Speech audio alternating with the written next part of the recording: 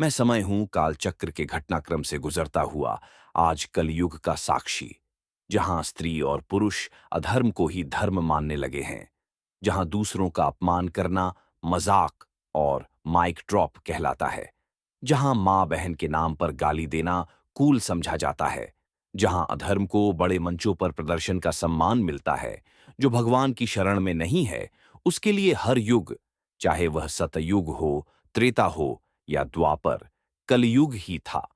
पर जो भगवान और उनके भक्तों की कथा सुनने और उसमें रमने में लीन है, उसके लिए कलयुग में भी कलयुग नहीं है। क्योंकि युग का प्रभाव केवल बाहरी है, पर जो भीतर भगवान का नाम बसा लेता है, उसके लिए हर युग सतयुग बन जाता है। तो आइए भक्तमाल के पवित्र प्रसंगों में प्रवेश करें, जो संतों और भक्तों के भगवान के प्रति अद्भुत प्रेम और भक्ति से भरे हुए हैं। आज हम भगवान और उनके प्रिय भक्त सुधवा की अनुपम कथा का स्मरण करेंगे। यह कथा न केवल भक्ति की महिमा को प्रकट करती है, बल्कि यह भी सिखाती है कि भगवान अपने भक्तों के प्रति कितने दयालु और प्रेममय हैं। तो आइए इस दिव्य कथा को सुनते हैं और अपने मन को भक्ति और श्रद्धा से भरते हैं। चंपकपुरी के राजा हंसध्वज बड़े ही धर्मात्मा, प्रजापालक, शूरवीर और भगवत भक्त थे। उनके राज्य की यह विशेषता थी कि राजकुल तथा प्रजा के सभी पुरुष एक पत्नीव्रत का पालन करते थे। जो भगवान का भक्त न होता या जो एक पत्नीव्रती न होता, वह चाहे जितना विद्वान या शूरवीर हो, उसे राज्य में आश्रय नहीं मिलता था। पूरी प्रजा सदाचारी, भगवान की भक्त, दानपरायण थी। पांडवों का अश्वमेध यज्ञ का घोड़ा जब चंपकपुरी के पास पहुंचा, तब महाराज हंसध्वज ने सोचा, मैं वृद्ध हो गया, पर अब तक मेरे नेत्र श्री कृष्णचंद्र के दर्शन से सफल नहीं हुए। अब इस घोड़े को रोकने के बहाने मैं युद्ध भूमि में जाकर भगवान पुरुषोत्तम के दर्शन करूंगा। मेरा जन्म उन श्याम सुंदर भुवन मोहन के श्री चरणों के दर्शन से सफल हो जाएगा। घोड़े की रक्षा के लिए गांडीवधारी अर्जुन प्रद्युम्नादि महारथियों के साथ उसके पीछे चल रहे थे। यह सबको पता था, किंतु राजा को पार्थसारथी श्री कृष्णचंद्र के दर्शन करने थे। अश्व पकड़कर बांध लिया गया।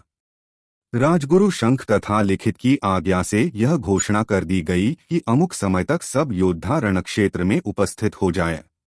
जो ठीक समय पर नहीं पहुंचेगा, उसे उबलते हुए तेल के कड़ाहे में डाल दिया जाएगा। राजा हंसध्वज के 5 पुत्र थे, सुबल, सुरथ, सम, सुदर्शन तथा सुधनवा। छोटे राजकुमार सुधनवा अपनी माता के पास आज्ञा लेने पहुंचे।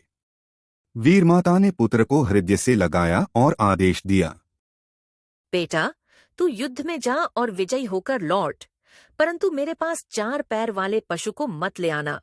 मैं तो मुक्तिदाता हरि को पाना चाहती हूँ। तू वही कर्म कर जिससे श्री कृष्ण प्रसन्न हो। वे भक्त वत्सल हैं। यदि तू अर्जुन को युद्ध में छका सके तो वे पार्थ की रक्षा के लिए अवश्य आएंगे। वे अपने भक्त को कभी छोड़ नहीं सकते। देख, तू मेरे दूध को लज्जित मत करना। श्री कृष्ण को देखकर डरना मत। श्री कृष्ण के सामने युद्ध में मरने वाला मरता नहीं, वह तो अपनी 21 पीढ़ियां तार देता है। युद्ध में लड़ते हुए पुरुषोत्तम के सम्मुख तू यदि वीरगति प्राप्त करेगा तो मुझे सच्ची प्रसन्नता होगी। सुधनवा ने माता की आज्ञा स्वीकार की। बहन कुबला से आज्ञा तथा प्रोत्साहन प्राप्त कर वे अपने अंतःपुर में गए। द्वार पर उनकी सती पत्नी प्रभावती पहले से पूजा का थाल सजाए पति की आरती उतारने को खड़ी थी। उसने पति की पूजा करके प्रार्थना की, मैं जानती हूँ कि श्री कृष्ण चंद्र के समीप जाकर कोई संसार में लौटता नहीं। मैं तो आपकी दासी हूँ। आपकी इच्छा और आपके हित में ही मेरा हित है।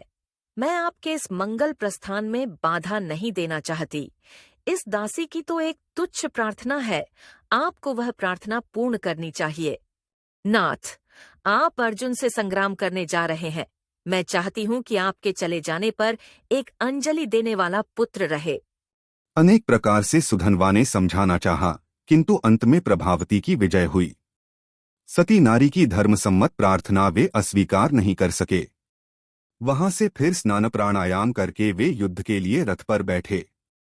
उधर युद्धभूमि में महाराज हंसध्वज अपने 4 राजकुमारों के साथ पहुंच गए। सभी शूर एकत्र हो गए। किंतु समय हो जाने पर भी जब सुधनवा नहीं पहुंचे, तब राजा ने उन्हें पकड़ लाने के लिए कुछ सैनिक भेजे। सैनिकों को सुधनवा मार्ग में ही मिल गए। पिता के पास पहुंचकर जब उन्होंने विलंब का कारण बताया, तब क्रोध में भरकर महाराज कहने लगे, तू बड़ा मूर्ख है। यदि पुत्र होने से ही सद्गति होती हो तो सभी कूकर छूकर स्वर्ग ही जाएं। तेरे धर्म तथा विचार को धिक्कार है। श्री कृष्ण चंद्र का नाम सुनकर भी तेरा मन काम के वश हो गया। ऐसा कामी भगवान से विमुख कुपुत्र का तो तेल में उबलकर ही मरना राजा ने ठीक है। व्यवस्था के लिए पुरोहितों के पास दूत भेजा। धर्म के मर्मज्ञ, स्मृतियों के रचिता ऋषि शंख और लिखित बड़े क्रोधी थे। उन्होंने दूत से कहा, राजा का मन पुत्र के मोह से धर्म भ्रष्ट हो गया है। जब सबके लिए एक ही आज्ञा थी, तब व्यवस्था पूछने की क्यों आवश्यकता हुई? जो मंदबुद्धि लोभ, मोह या भय से अपने वचनों का पालन नहीं करता, उसे नरक के दारुण दुख मिलते हैं। हंसध्वज पुत्र के कारण अपने वचनों को आज झूठा करना चाहता है। ऐसे अधर्मी राजा के राज्य में हम नहीं रहना चाहते। इतना कहकर वे दोनों ऋषि चल पड़े। दूत से समाचार पाकर राजा ने मंत्री को आदेश दिया, सुधनवा को उबलते तेल के कड़ाहे में डाल दो। इतना आदेश देकर वे दोनों पुरोहितों को मनाने चले गए। मंत्री को बड़ा दुहक हुआ, किंतु सुधनवा ने उन्हें कर्तव्य पालन के लिए दृढ़तापूर्वक समझाया। पिता की आज्ञा का सत्पुत्र को पालन करना ही चाहिए, यह उसने निश्चय किया। उसने तुलसी की माला प्रभु, गले में डाली गोविंद, और हाथ मुकुंद, जोड़कर भगवान मुझे से मरने प्रार्थना का की। कोई भय नहीं है। मैं तो आपके चरणों में देह त्याग करने ही आया था, परंतु मैं आपका प्रत्यक्ष दर्शन न कर सका, यही मुझे दुख है। मैंने आपका तिरस्कार करके बीच में काम की सेवा की। क्या इसीलिए आप मेरी रक्षा को अपने अभय हाथ नहीं बढ़ाते? पर मेरे स्वामी, जो लोग कष्ट में पड़कर भय से व्याकुल होकर आपकी शरण लेते हैं, उन्हें क्या सुख की प्राप्ति? मैं आपका ध्यान करते हुए शरीर छोड़ रहा हूं, अतः आपको अवश्य प्राप्त होऊंगा। किंतु लोग कहेंगे कि सुधनवा वीर होकर भी कड़ाहे में जलकर मरा। मैं तो आपके भक्त अर्जुन के बाणों को अपना शरीर भेंट करना चाहता हूं। इस प्रकार प्रार्थना करके हरे गोविंद श्री कृष्ण आदि भगवन नामों को पुकारते हुए सुधनवा कड़ाहे के खौलते तेल में कूद पड़े। एक दिन प्रहलाद के लिए अग्निदेव शीतल हो गए थे। एक दिन व्रजबालकों के लिए मयूर मुकुटी ने दावाग्नि को पी लिया था। आज सुधनवा के लिए खौलता तेल शीतल हो गया। सुधनवा को तो शरीर का भान ही नहीं था। वे तो अपने श्री कृष्ण को पुकारने, उनका नाम लेने में तल्लीन हो गए थे, किंतु देखने वाले आश्चर्यमूढ़ हो रहे थे। खौलते तेल में सुधनवा जैसे तैर रहे हों। उनका एक रोम तक झुलस नहीं रहा था। यह बात सुनकर राजा हंसध्वज भी दोनों पुरोहितों के साथ वहां आए। श्रद्धार्हित तार्किक पुरोहित शंख को संदेह हुआ, अवश्य इसमें कोई चालाकी है। भला तेल गरम होता तो उसमें सुधनवा बचा कैसे रहता? कोई मंत्र या औषधि को प्रयोग तो नहीं किया गया।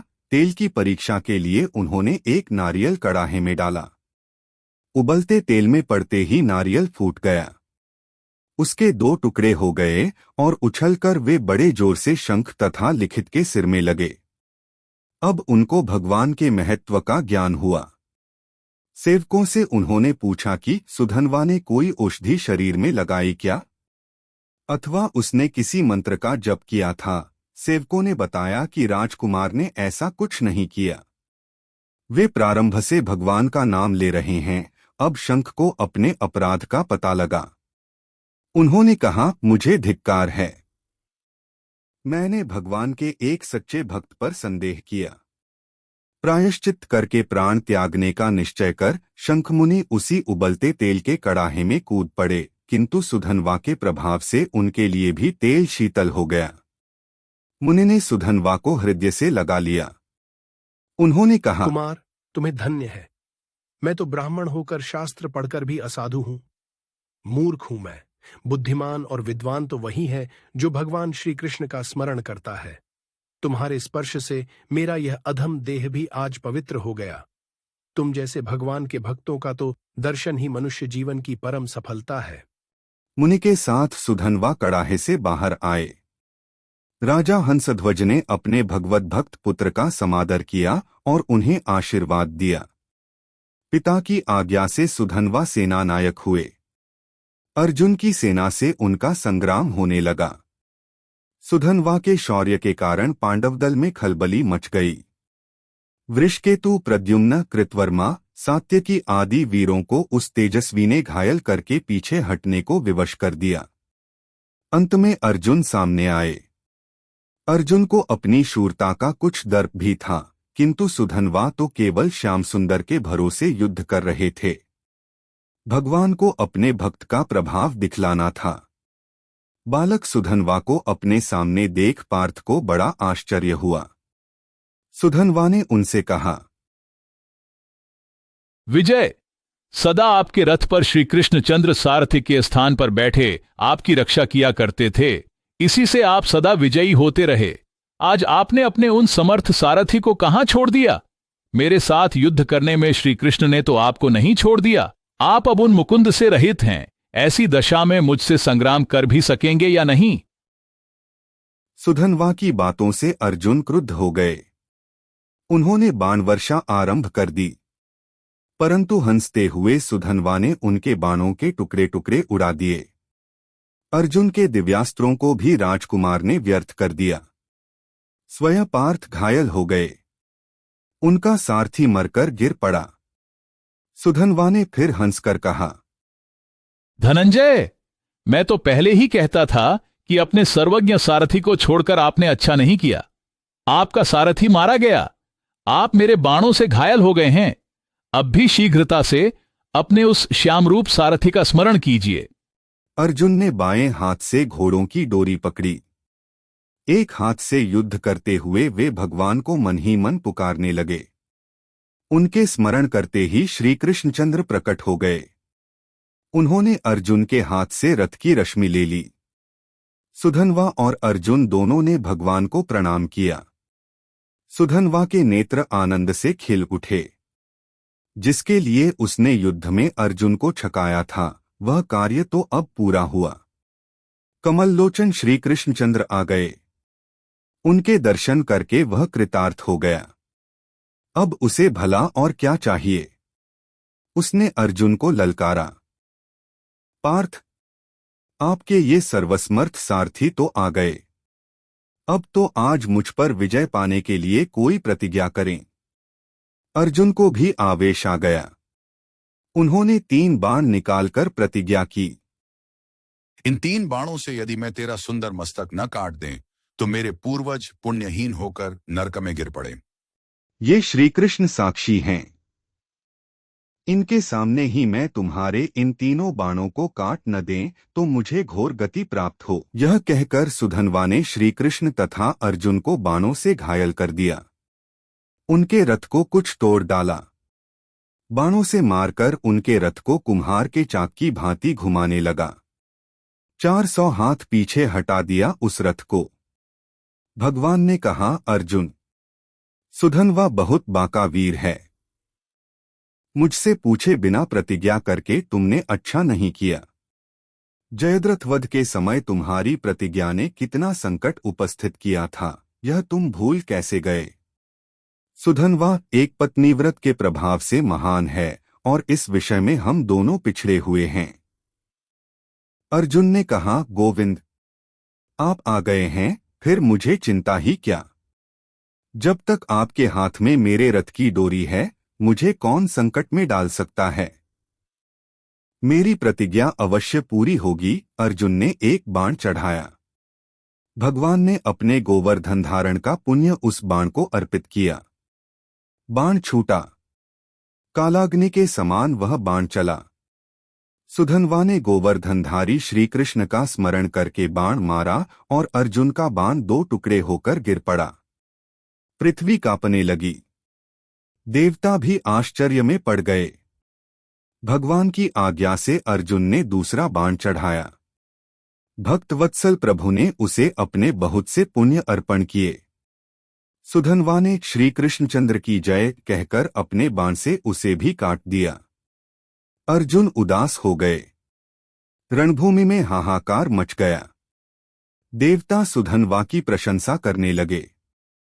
अब तीसरे बाण को भगवान ने अपने रामावतार का पूरा पुण्य दिया। बाण के पिछले भाग में ब्रह्मा जी को तथा मध्य में काल को प्रतिष्ठित करके नोक पर वे स्वयं एक रूप से बैठे। अर्जुन ने वह बाण भगवान के आदेश से धनुष पर चढ़ाया। सुधन्वा ने कहा, नाथ, आप मेरा वध करने स्वयं बाण में स्थित होकर आ रहे हैं, यह मैं जान गया हूं। मेरे स्वामी, आओ, रणभूमि में मुझे अपने श्री चरणों का आश्रय देकर कृतार्थ करो। अर्जुन, तुम्हें धन्य है। साक्षात नारायण तुम्हारे बाण को अपना पुण्य ही नहीं देते, स्वयं बाण में स्थित भी होते हैं। विजय तो तुम्हारी है ही, किंतु भूलो मत, मैं इन्हीं श्री कृष्ण की कृपा से इस बाण को भी अवश्य काट दूंगा। बाण छूटा। सुधन्वा ने पुकार की, भक्तवत्सल गोविंद की जय, और बाण मार दिया। भक्त के प्रभाव को काल देवता रोक लें, यह संभव नहीं। अर्जुन का बाण बीच में से कटकर 2 टुकड़े हो गया। सुधन्वा की प्रतिज्ञा पूरी हुई। अब अर्जुन का प्रण पूरा होना था। बाण कट गया, पर उसका अगला भाग गिरा नहीं। उस आधे बाण ने ही ऊपर उठकर सुधन्वा का मस्तक काट दिया। मस्तकहीन सुधन्वा के शरीर ने पांडव सेना को तहस-नहस कर दिया और उसका सिर भगवान के चरणों पर जाकर गिरा। श्री कृष्णचंद्र ने गोविंद, मुकुंद, हरि कहते उस मस्तक को अपने हाथों में उठा लिया। इसी समय परम भक्त सुधन्वा के मुख से एक ज्योति निकली और सबके देखते देखते वह श्री कृष्णचंद्र के मुख में प्रविष्ट हो गई।